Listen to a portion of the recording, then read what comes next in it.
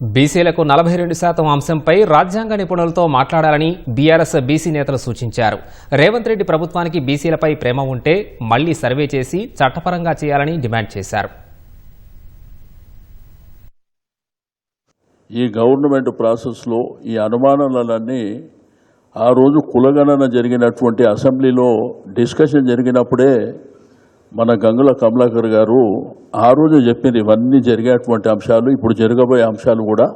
ఆ డౌట్స్ కూడా ఆ రోజే, ఎందుకంటే తను బీసీ వెల్ఫేర్ మినిస్టర్గా చాలా డీటెయిల్గా మరి ఆ సబ్జెక్టుకు డెప్త్కు పోయి ఆ రోజు అసెంబ్లీలో కూడా ఈ క్వశ్చన్స్ అన్నీ రేజ్ చేశారు. మరి ఇప్పుడు అన్న కమలాకర్ గారిని మాట్లాడాల్సింది. గౌరవ పత్రికా సోదరులకు నమస్కారం.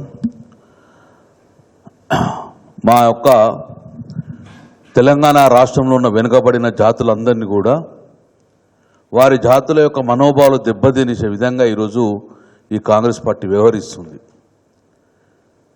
మేము అసెంబ్లీలో ఈ బిల్లు పెట్టినప్పుడు మార్చి 17 పాస్ అయ్యేటప్పుడు మా అనుమానాలన్నీ కూడా మేము చెప్పడం జరిగింది.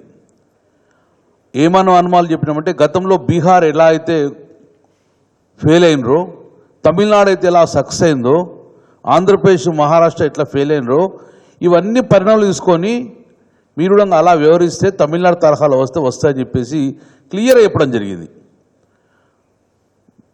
మీరు వల్ల క్యాబినెట్లో పెట్టి ఆర్డినెన్స్ తీసుకొస్తా అన్నారు. నేను రేవంత్ రెడ్డి ప్రభుత్వాన్ని సూటిగా ప్రశ్నిస్తున్నాను. నిజంగానే ఆర్డినెన్స్ ద్వారా రిజర్వేషన్ కలగాలంటే మరి 20 నెలలు ఎందుకు కాలయాపన చేశారు? 150-160 కోట్లు ఎందుకు ఖర్చు చేశారు? ఎందుకు ఈ కమిటీలు వేశారు? ఎందుకోసం మీరు ఇవన్నీ కాలయాపించారు? నిజంగానే ఆర్డినెన్స్ ద్వారా తీయాలనుకుంటే 20 నెలల ముందే ఆర్డినెన్స్ ద్వారా చేయొచ్చు ఎన్నికల ప్రక్రియ. అంటే ఒక మోసం చేసే ప్రక్రియ చేస్తుండ్రు.